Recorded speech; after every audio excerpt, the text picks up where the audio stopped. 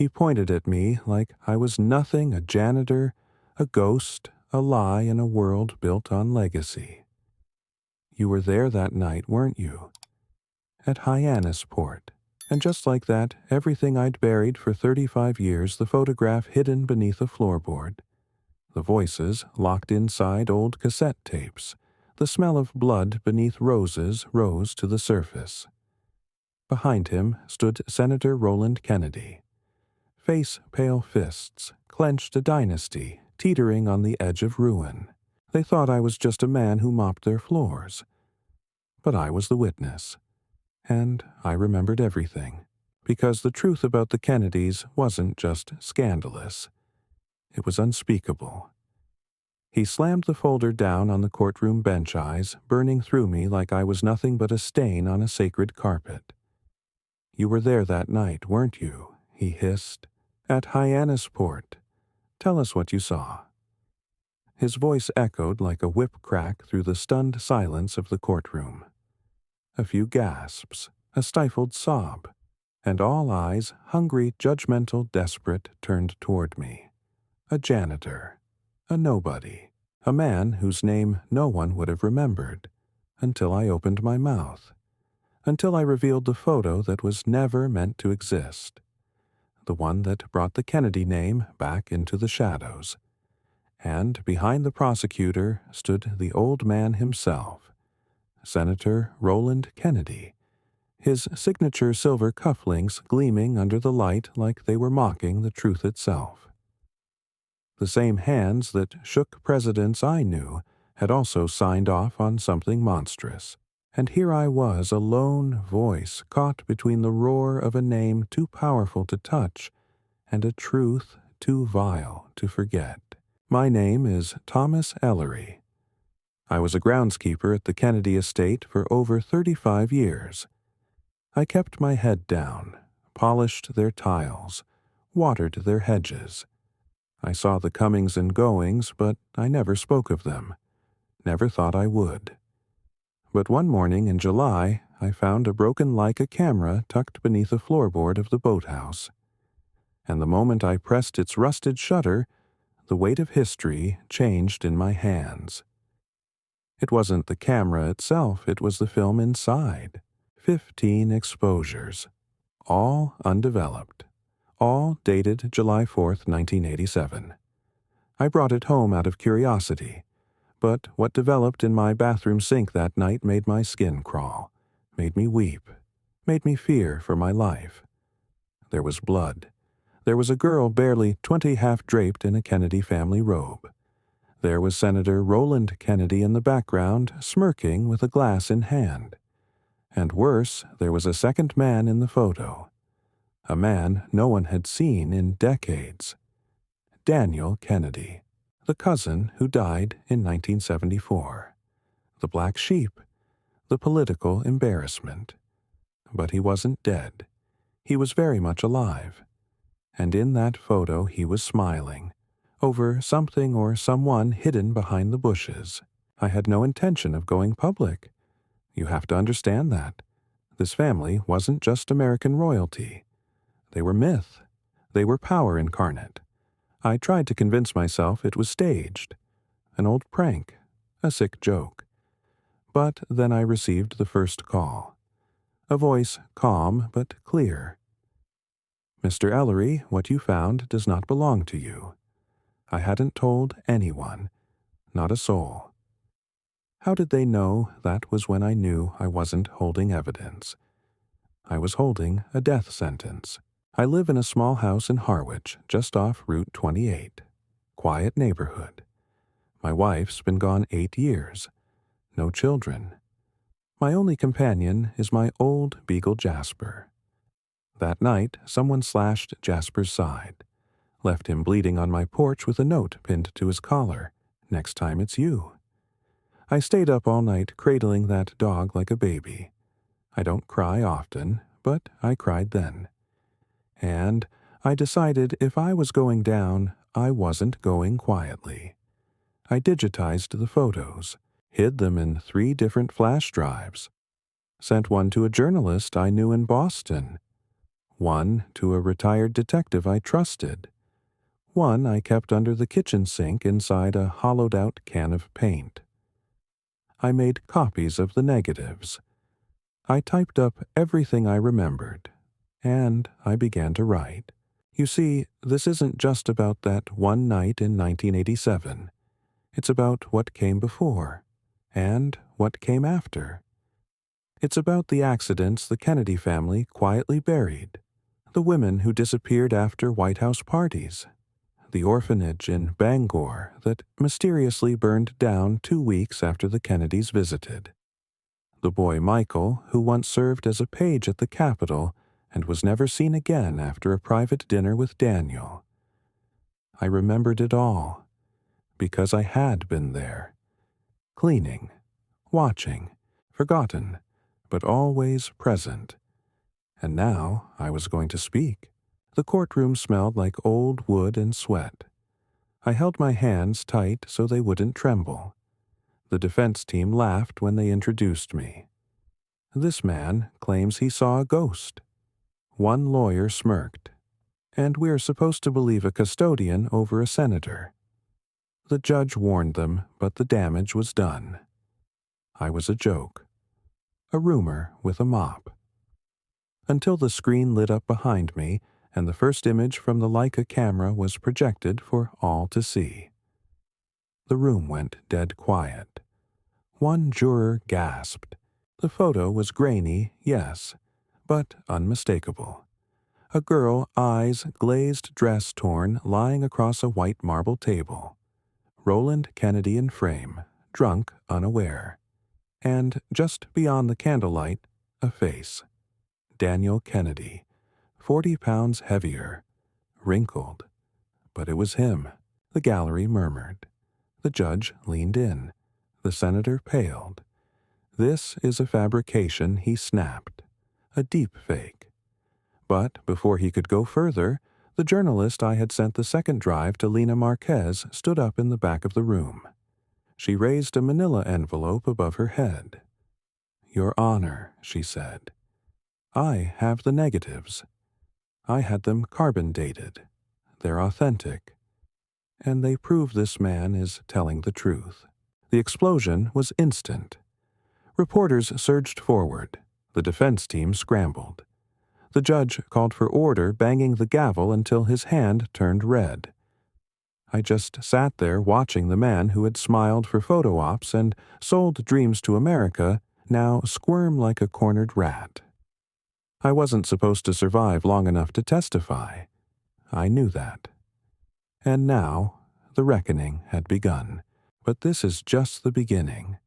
Because that photograph, it was only one piece, one thread. And when you pull on that thread, the whole dynasty begins to unravel. The cover-ups, the secret children, the files hidden in the archives of Massachusetts General under false names, the hush money paid to nurses, the list of bribes, the real reason Daniel disappeared in the first place. I saw it all. I was the invisible man, the man who cleaned up their messes, until now. And I'm done cleaning. They thought I'd said everything I knew, that the photograph was all I had. But what they didn't understand, what none of them ever understood, was that power has a smell. And I'd spent decades breathing it in. The rot beneath the roses, the blood beneath the marble. The Kennedy estate in Hyannisport was a cathedral of secrets, and I knew its confessionals better than any priest. Every brick, every creaking board, every rusted hinge had a voice if you listened close enough. And I had listened. I'd listened my whole damn life. When I was first hired in 1976, they told me, stay away from the East Wing after dark. At the time, I thought it was just superstition some old Cape Cod ghost story whispered among staff. But over the years I came to learn that the real ghosts were flesh and blood, and they walked in fine shoes and spoke in whispers too low for microphones. That summer I found myself reassigned to the Rose Garden. It was a quiet place, symmetrical, manicured, a place where the Kennedy women posed for magazine covers where deals were made under moonlight. But beneath it, unknown to most, was the original root cellar of the estate. Or so they said. The truth was, it wasn't for roots. It was for silence. I discovered the entrance by accident in 1984. I was fixing a leak in the irrigation line when my spade struck metal. It rang out like a bell. Beneath the soil was a latch, rusted old but intact. I didn't open it that day. I was younger, afraid. But something gnawed at me. That scent again, salt and mold and something sweeter, almost metallic. It stayed with me. It wasn't until years later, 1992 to be exact, when I finally returned under moonlight with gloves and a crowbar. I waited until the house was empty. Senator Rowland was in D.C. the rest off on one of their European diplomatic visits. I pried open the hatch and descended into darkness. The air was thick. Dead. My flashlight cut through dust like a blade through fog. The room was small concrete walls, water-stained corners, but what caught my breath wasn't the architecture. It was the wallpaper. Faded pink. Cartoon characters. A child's room. Underground. In the center sat a small bed frame. Rusted. Too small for an adult. Beside it, a rocking horse broken in half. On the far wall, a mirror, shattered. And above it, scrawled in what looked like old paint or blood, were 5 words that chilled my soul. I'm not supposed to be here. I froze. The silence was deafening. I don't know how long I stood there paralyzed, but eventually I moved. I searched. There were drawings, hundreds of them, taped to the walls. Stick figures with X's over their mouths. Eyes too large. A man with no face. And in the corner, a box. Inside, newspaper clippings, most dated from the 70s and 80s, all about missing children. Names that never made national news, all local, all gone, and tucked inside the box, a cassette tape. I didn't play it until I got home. I had to find an old Walkman in the attic. When I did, my hands shook so bad I nearly dropped it. The voice on that tape was a child's. A boy. He spoke slowly, deliberately, as if trying to remember through trauma. My name is Jamie. They call me John here. I'm not John. My real name is Jamie Alcott. I was taken from my school. They said I was special. But it hurts. They say I belong to Daniel now. He comes at night. He says I don't get to leave. The rest of the tape was static. Screams. Then silence. I sat there until morning. That was the day I realized this wasn't a scandal. This wasn't about politics. This was evil. Institutional. Multi-generational. They didn't just abuse power, they engineered it, protected it, fed it with blood and silence. I began digging. Not in the soil, but in the records. I visited the town hall in Barnstable, asked for building permits, old estate maps. The woman behind the counter looked at me like I was mad. "Sir," she said, "there's no record of any substructure beneath the Kennedy estate, not even a cellar." I asked for missing children reports between 1970 and 1990. 27 cases, 27 names, and one stuck out, Jamie Alcott. Reported missing in 1979. Case closed. No suspect. No body. And then the first break-in happened. My front door shattered while I was at work. Only thing missing, the tape. But I had made a copy, and I wasn't going to stop. I started writing anonymous letters. To politicians, to journalists, to foundations. Most ignored me. Some warned me to stop. One man, Detective Harold Monroe, retired Boston PD, called me back. "You're not the first," he whispered, "and you won't be the last. But if you want to take them down, you're going to need more than photos and tape. You're going to need a body." It was Harold who pointed me toward St. Helena's orphanage. Burned down in 1988. Ruled an accident. But it wasn't. And in the rubble we found something no one expected: a hidden room beneath the chapel. Metal doors. Chains. And on the wall the same 5 words: "I'm not supposed to be here." Harold and I took photos. Documented everything. He sent them to a contact in D.C. The next day he was dead. Heart attack, they said. But I saw his face. The bruises. The missing fingernails. That was when I knew they were still watching. Still cleaning up. And yet I kept going. Because truth doesn't rot, even if you bury it. The photo, the tape, the drawings, the names, they were all threads. And I was beginning to weave them together into a net strong enough to catch giants. And I knew somewhere someone was still alive. Someone who remembered Jamie. Someone who remembered Daniel Kennedy not as a myth, but as a monster in the flesh. And if I could find them, the whole house of cards would fall. They say memory fades, that time erases pain. But whoever says that never walked the same hallway every day for 30 years, knowing what lay beneath the floorboards. Never smiled at the men who'd buried secrets under your feet. Never watched innocent children play tag in the gardens above a room that once echoed with screams. For me, memory didn't fade, it fermented, became something stronger, something undeniable. And one memory, one face refused to go silent: hers. The girl with the red scarf. Her name was Clara Mendez. I only knew it years later, but I first saw her in the summer of 1986.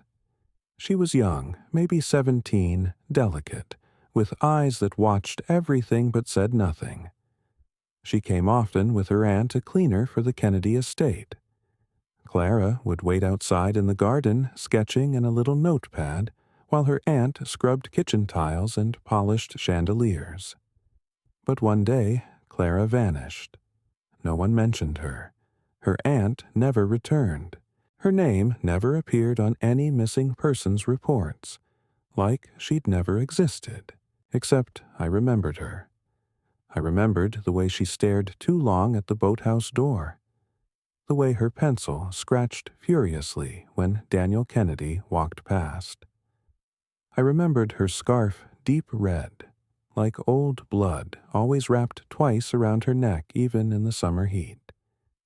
I didn't know then what she'd seen, what she'd drawn, but I found out. 37 years later, after the courtroom erupted from the photo's reveal, I went underground, literally and figuratively. Reporters swarmed my house. My mailbox caught fire twice. My phone buzzed with blocked numbers at every hour of night. But amidst the chaos, a letter arrived. No stamp, no return address. Just a folded piece of paper and a single line: "Meet me at the statue in Fenway. Midnight. Come alone." I almost didn't go. I knew it could be a trap, but something in the handwriting, something about the precise slant of the letters, the way the M dipped the curl on the final E, I'd seen it before. In pencil, on old paper, in a garden. When I arrived, the night was cold. Rain fell in whispering sheets. The statue loomed above me, bronze and forgotten, and sitting beneath it, as if time had frozen and waited, was her, Clara Mendez. She was older, of course.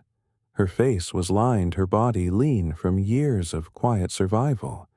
But it was her, same scarf, same eyes. And in her lap a sketchbook, weathered and thick, its pages brimming with drawings that never saw sunlight. "I thought you were dead," I whispered. She looked at me, and for a moment I thought she might cry. But instead, she opened the book. There were dozens of sketches of the estate, the boathouse, the rose garden, and then hidden between them portraits of Daniel Kennedy, of Senator Rowland, of children's faces I recognized from the missing persons reports, and one of me. You were the only one who ever looked at me like I was a person, she said quietly. So I kept watching, and I kept drawing. And then one night, they took me too. She turned the page. It was a cell, underground. I recognized it instantly, the one beneath the rose garden. Her drawing captured every detail: the cot, the horse, the broken mirror.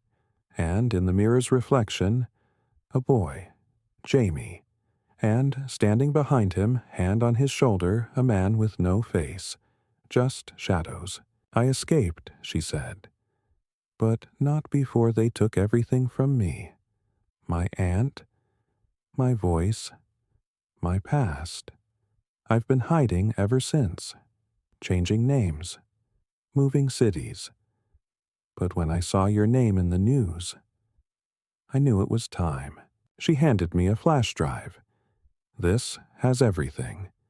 Scanned drawings, dates, places. I don't know if it's enough, but maybe it's a start. And then she leaned in close. There's one more place, she whispered. One they never told you about. The lighthouse. I froze. The Kennedy family owned an old lighthouse near Nantucket, abandoned, supposedly. But I remembered Roland's driver making trips there even in winter. I remembered trucks pulling up late at night carrying crates they never logged. I thought it was fish. But now I wasn't so sure. We parted in silence. I wanted to say more, to thank her, to ask how she'd survived. But I knew better. Some survivors don't need words. They need justice. That night I took the drive and uploaded the files to 2 locations, one in Iceland, one in Switzerland. Protected, encrypted. I wasn't going to let the truth vanish again. And the next morning I drove to the lighthouse. The path was overgrown, the wind sharp. I brought a flashlight, gloves, and a crowbar. The door was chained but old. I forced it open. Inside, the air stank of mildew and sea salt. Dust coated the floor, but not undisturbed. Someone had been here. Recently, I found stairs descending beneath the keeper's quarters. At the bottom, a steel door, and on the wall, carved with something sharp, Jamie was here. My hands shook as I opened it. It wasn't a room, it was a lab. Stainless steel tables, medical equipment, files, hundreds of them, labeled with dates and names. And in the center, a chair, strapped, rusted. Beside it, a cabinet filled with vials.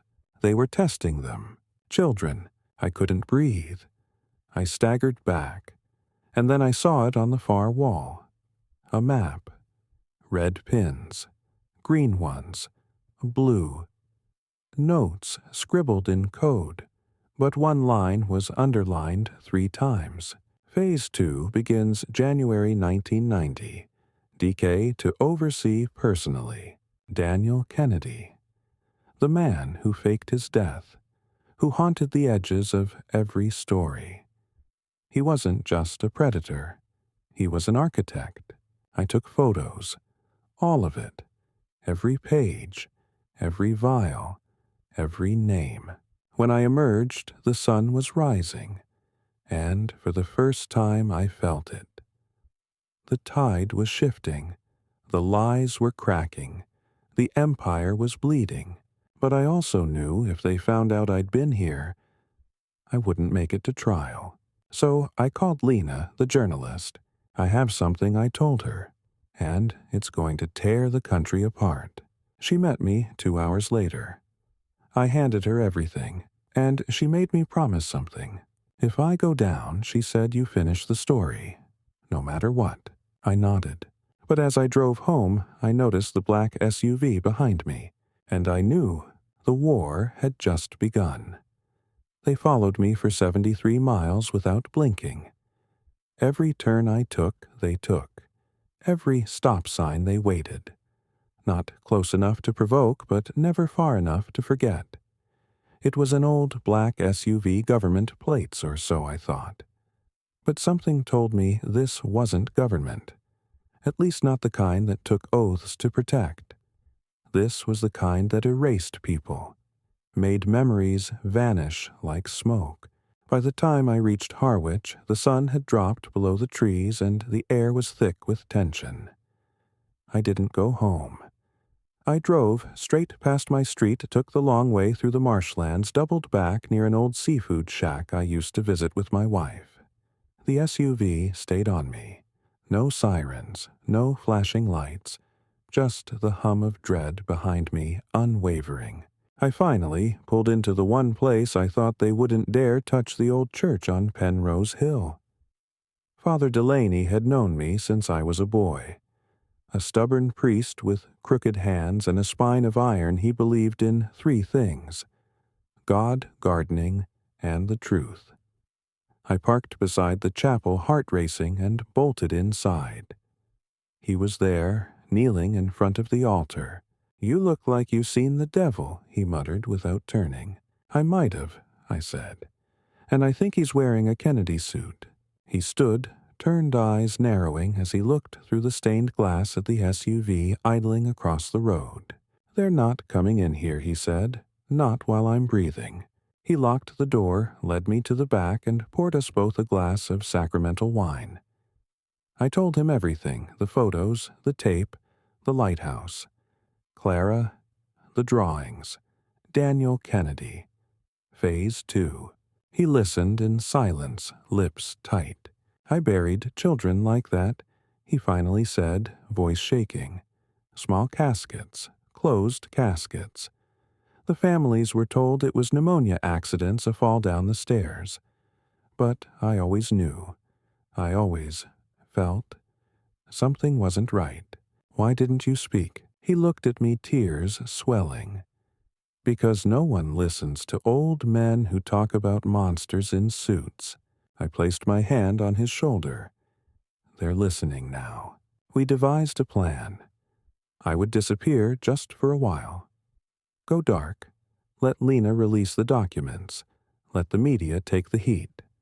Meanwhile, I'd keep moving, gathering the last pieces. There was one more location Clara had marked in her drawings. A remote hunting cabin upstate. One the Kennedys used during family bonding retreats. She drew it in exquisite detail. Hidden cellar, steel doors, a spiral staircase descending into the mountain rock. I had to see it.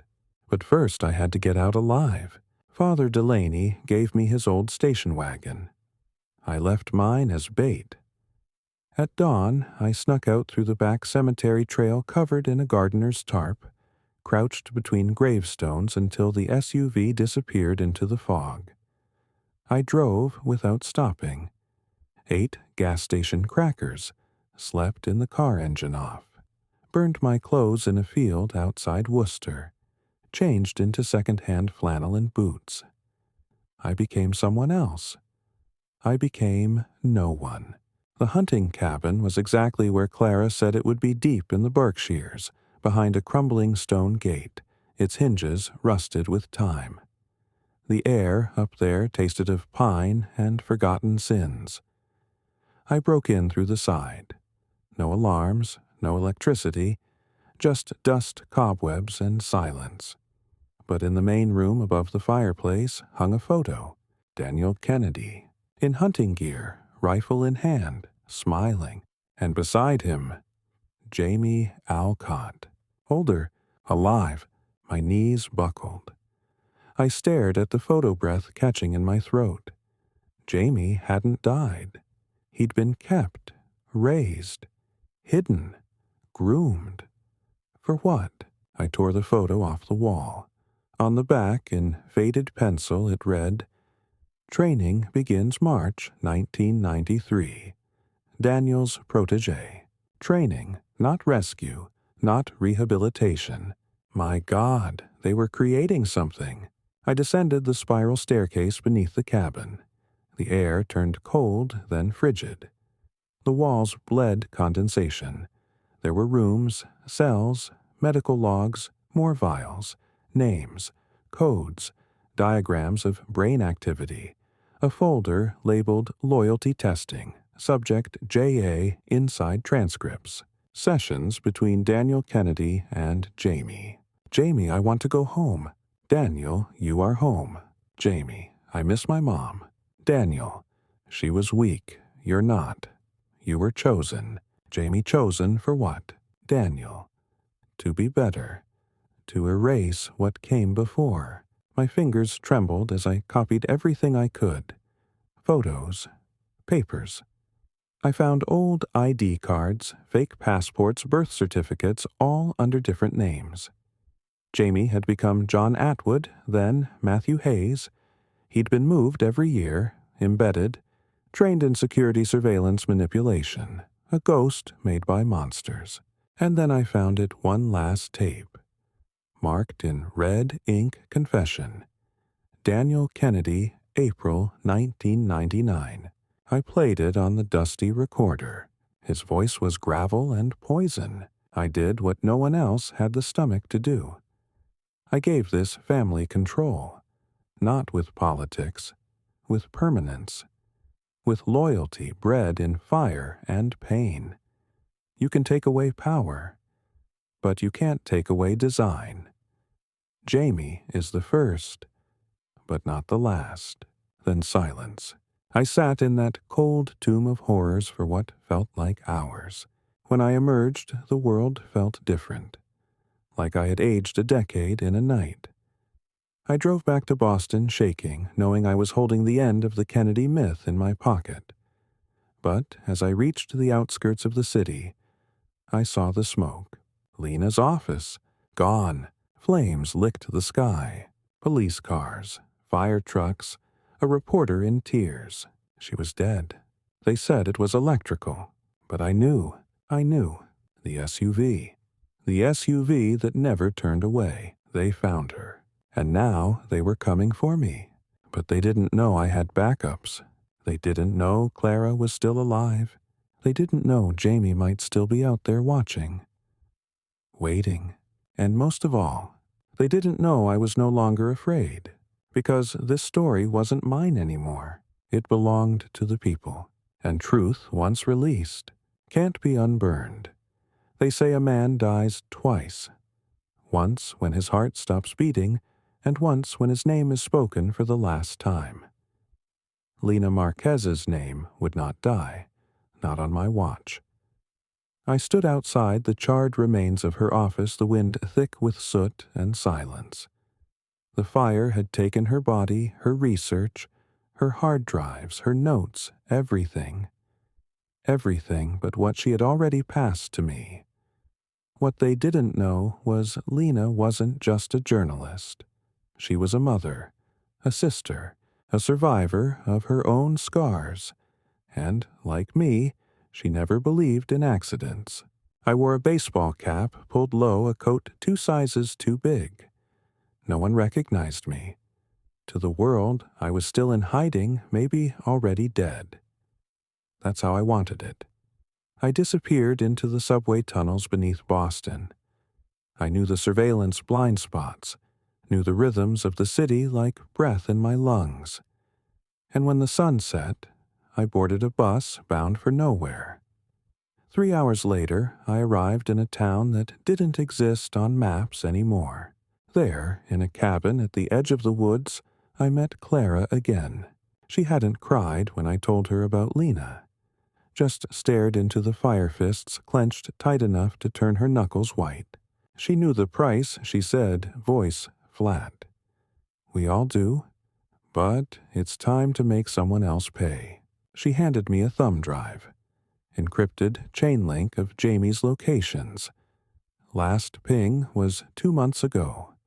a place called Rockburn. Rockburn, a government rehab site turned private research compound, abandoned on paper. But we both knew what that meant. It was time to find Jamie. We used cash, burned our phones, traveled by bus, then foot, then hitched a ride with a farmer who never asked questions. When we reached Rockburn, the moon was sharp as a scalpel cutting shadows through the fog. The compound was surrounded by fencing dead cameras dangling like blind eyes. But Clara had sketched the place from memory, every duct, every vent, every side panel. We found an old maintenance tunnel and slipped through like ghosts.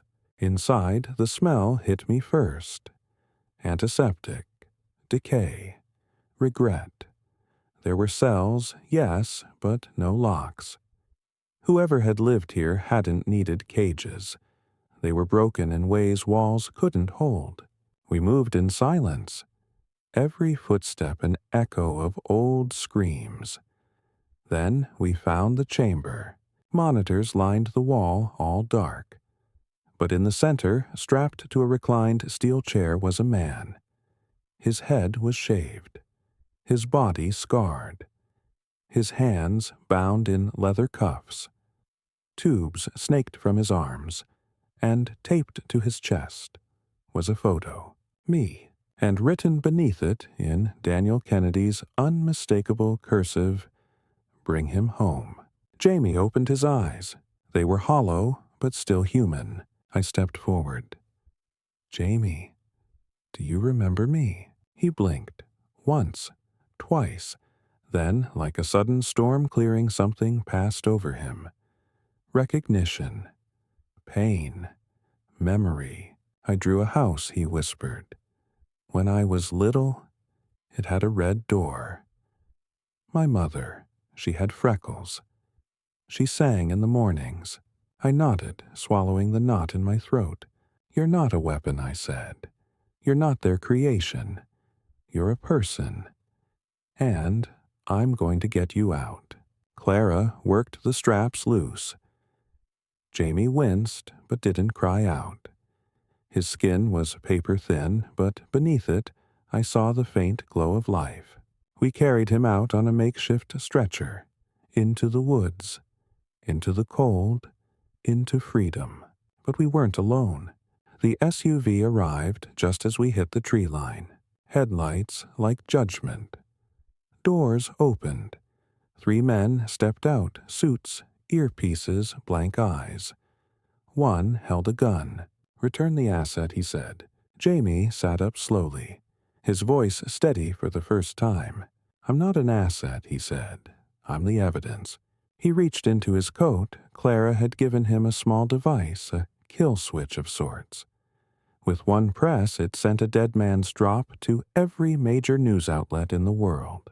Footage, audio, documents, the works, and Jamie pressed it. The men didn't move, because behind them sirens wailed. FBI, local sheriffs, reporters with live cameras. They'd been tipped. By me. By the flash drives I'd sent 2 weeks ago, programmed to release if I didn't log in by midnight tonight. I didn't, and the world came running. The agents didn't speak. They fled, but not before one turned to look at Jamie, and for a moment I saw it. Fear, not of us, but of what we'd become. Not ghosts, not victims, witnesses, with receipts. The next week was chaos. Headlines screamed, "Kennedy compound tied to secret experimentation." Missing children. Found in archived DNA database. Survivors speak. Senator Roland Kennedy resigned in disgrace. The Congressional Committee reopened every sealed record tied to the family going back 50 years. Daniel Kennedy's death was declared a hoax. An international manhunt began, and Jamie, his identity confirmed by birth records, and a mother who never stopped searching was given back his name. He asked to speak before Congress, and when he did, he didn't tremble. I was not raised. I was broken. But I am not a ghost. I am not an experiment. I am not your shame. I am your mirror. And the room fell silent. I watched from the back. No cameras on me. No credit. Just a man who once watered roses above hell. But for the first time, the garden bloomed honestly. They tried to silence the world with gold-plated apologies, with press conferences, with statements curated by PR firms that charged more per hour than most Americans made in a week. They said the Kennedy family had no knowledge of rogue operations, that Daniel was estranged, that any mention of underground chambers genetic manipulation or missing children was deeply tragic but unverifiable. But the world wasn't buying it. Not this time. Not after the photos. Not after Jamie stood before Congress and named names, his voice cracked, his eyes haunted, but his words clear. By then, the files had spread. Dozens of independent outlets published the full archive, the Phase 2 documents, the audio tapes, Clara's drawings, the confession recordings, the timeline of every child abducted between 1974 and 1997. It all pointed back to one location, the Kennedy Institute of Human Advancement, a private lab built under the guise of neuroscience research in 1981, funded quietly through shell companies and offshore accounts. The place was scrubbed from maps, but we found it, because Clara still had the key. She had been taken there once, blindfolded at 13. She remembered the cold walls, the hum of electricity, the man who touched her shoulder and said she was a blank canvas. But she also remembered the guard's keycard code. She never forgot it. Trauma doesn't just scar at brands. So we went, Clara, Jamie, and I, in the dead of night. Not as vigilantes, but as witnesses, armed with a camera crew from a small European network that promised full anonymity and live stream access. If we didn't come out, the world would still see. There would be no more shadows. The Institute was buried beneath a forest in rural Maine. From above it looked like an abandoned weather station, cracked satellites, a rusted tower vines choking the concrete walls. But underground it was intact. Too intact. We breached the main entrance with a thermal key, and what we saw made me fall to my knees. Stasis pods, rows of them, children, teenagers, young adults, all suspended, tubes in their arms, eyes closed, breathing slow but steady. Dozens of them. Names we recognized from the missing persons list. Ages frozen in time. Clara wept. Jamie stared unmoving, then whispered, "They didn't die. They were stored." Beside the pods was a control room. And in the center of that room, smiling like the world didn't just collapse, stood Daniel Kennedy. He hadn't aged much. His hair was white now, face-lined, but his posture still regal. Still Kennedy. "I was hoping you'd come," he said, adjusting his cufflinks. The truth is rarely this satisfying without an audience. Jamie stepped forward, shaking with rage. "You destroyed us." Daniel tilted his head. "No, I elevated you. You, Jamie, are the most successful prototype. Look how eloquently you suffer. I wanted to rip his throat out, but I didn't move, because the camera was rolling. The world was watching." Daniel raised his hands. "Go on, Thomas. Tell them the rest. Tell them how the program wasn't just about children. Tell them who funded it." Clara stepped forward. "We already did." Daniel's eyes flicked to the camera, and for the first time he realized this wasn't a confrontation. It was an execution. The live stream had begun 5 minutes earlier. Every word captured. Every sneer. Every admission. And, far away in Washington, New York, Geneva screens were lighting up. People were listening. The House was watching. The president had been briefed. Daniel's smile faded, and that's when Jamie said it. "The lab goes dark tonight." He walked to the control panel and activated the shutdown sequence. It was a system designed to purge records and put patients into long-term hibernation. But Jamie rewired it. He'd learned a few things. He freed them. The pods opened slowly, hissing like gas vents from hell. One by one, the victims awoke, dazed, terrified, but alive. We called in the Red Cross Interpol independent UN observers. Daniel was detained. The children were rescued. The institute was seized. And the Kennedy name, it shattered like glass. The Senate held emergency hearings. Roland Kennedy was subpoenaed. He tried to flee. Got as far as the Azores before Interpol intercepted his plane. He was extradited in cuffs. The footage an old man, slumped, weeping, dragged across an airport floor went viral. America gasped, and then it grieved. But the reckoning had only just begun. Jamie entered a recovery program. He changed his name again, not to hide, but to begin. Clara founded an organization for survivors of covert experimentation. She never gave interviews. She didn't need to. Her sketches did all the talking. As for me, I disappeared again. Not out of fear, but out of peace. Sometimes people stop me on the street. They think they've seen me before. I smile and say they must be mistaken. I live near the ocean now. Jasper's gone. But I have a garden. I water it every morning. Sometimes I catch myself staring at the roses, remembering the screams buried beneath the first ones. But not anymore. Now they grow over truth. Now they bloom for the dead. Now they bloom for justice. The day Daniel Kennedy stood trial, it rained in Washington. Not a storm, not a drizzle, just the kind of gray rain that felt like the sky itself was exhausted.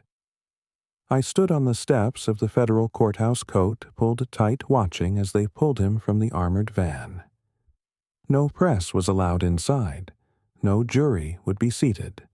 National security, they claimed. The trial would be sealed, redacted, buried like the rest of them had hoped to bury us. But this time, something was different. This time, the whole world was watching from outside the gates. I wasn't there to testify. I'd already given my truth. So had Clara. So had Jamie. Now, it was up to the system we had once feared to finally deliver what it had so often withheld accountability. Daniel walked in wearing a navy suit, his face unreadable. But his hands, they trembled. Not from fear of prison. From the knowledge that his story, carefully scripted over decades, was no longer his to control. As the trial continued behind closed doors, the world outside boiled. Protests erupted in 15 cities. Families of the missing some now returned. Some forever vanished. Lined the fences with candles and photographs. Faces once lost to silence now stared from posters, windows, shirts. Jamie's speech had been replayed more than 5 million times. Clara's sketches were on display at the Metropolitan, labeled simply what they tried to erase. And me, I stayed quiet. I tended my garden. I answered emails from people I'd never met. Parents, veterans, nurses, priests, people who had seen things and stayed silent. Until now. Then the verdict came. Guilty. On all counts. Daniel was sentenced to life without parole, transferred to a facility whose location was kept secret not for his safety, but to prevent anyone from making him a martyr. There were whispers, of course, that he cut a deal, that he gave up names, that the rabbit hole went deeper, and I believed it. But the difference now was this: the hole was no longer dark. Sunlight had reached it, and sunlight burns. Senator Rowland was next. He cracked during testimony, sobbing on live television. He admitted to years of cover-ups, of willful blindness, of funneling funds through charitable fronts. He tried to play the victim, said Daniel fooled him. But America didn't want excuses. It wanted truth. And the truth didn't care how expensive your suit was. More names followed. CEOs, scientists, a former CIA director. The Kennedy name became synonymous not with Camelot, but with control. The narrative shifted, not overnight, but steadily. And when the truth finally became syllabus, when students began studying the project instead of praising the family crest, I knew we'd won something far greater than justice. We'd won memory. Jamie changed his name to Elijah. He lives on a quiet farm in Oregon now. He teaches poetry to teenagers who never knew his face from the news. He sends me postcards sometimes, never says much, just signs them still free. Clara never left Boston. She lives in a brownstone near the harbor, paints in the mornings, holds art therapy sessions for survivors of abuse and state trauma. I visited her once. She didn't say a word, just placed her hand on my chest and nodded. That was enough. I finally wrote the book, not a memoir, a testimony. The Invisible Man Who Stayed to Watch. It was picked up by a small publisher in Vermont. No fancy launch, no tour, but it found its way into people's hands, found its way to shelves, to prison libraries, to community centers, to the inboxes of people who had seen things and wondered if they were alone. They weren't. Because, here's the thing I've learned. Evil doesn't fear guns. It doesn't fear law. It fears exposure. It fears that one janitor, one girl with a scarf, one boy who remembers his mother's voice might speak, might draw, might testify. It fears the witnesses. It fears the sound of truth. And now, that sound doesn't stop. Because after the trials, after the cameras stopped flashing, after the Kennedys became cautionary tales instead of legends, I went back to Hyannis Port. One last time. I stood before the rose garden where it had all started, where children once slept in underground rooms and monsters played croquet above their heads. I stood there with a shovel, and I dug, not to hide anything, to plant. And as I lowered the first seedling into the soil, Clara stepped beside me. No words, just her hand over mine. Jamie Elijah joined us hours later. 3 survivors, 3 ghosts, 3 gardeners. We planted trees that day. Dozens. Maples, oaks, birch. Not to erase the past, to mark it. To remind anyone who walked those paths what had once happened beneath their feet. A plaque stands there now, small, bronze, unassuming. It reads, "For those who were taken, for those who were silenced, for those who spoke anyway." And beneath that, "Let no name grow so great it buries the truth." The wind blows gentle in the garden now. The birds returned, and the soil remembers, and so do we. In the end, it wasn't the cameras or the courtroom that changed history. It was the courage to speak. A janitor, a broken boy, a girl with a sketchbook. We were never meant to survive, let alone be believed. But truth doesn't need permission to exist. It only needs someone brave enough to carry it. The Kennedy name tried to rewrite history with power and fear. But we reclaimed it with memory, with light, with love for those the world forgot. So if this story moved you, if it made you question what lies beneath legacies, if it reminded you that silence protects monsters, hit that subscribe button.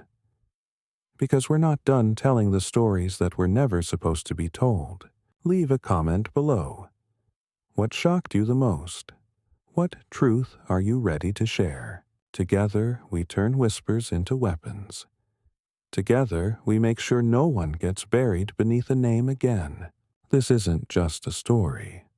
It's a reckoning.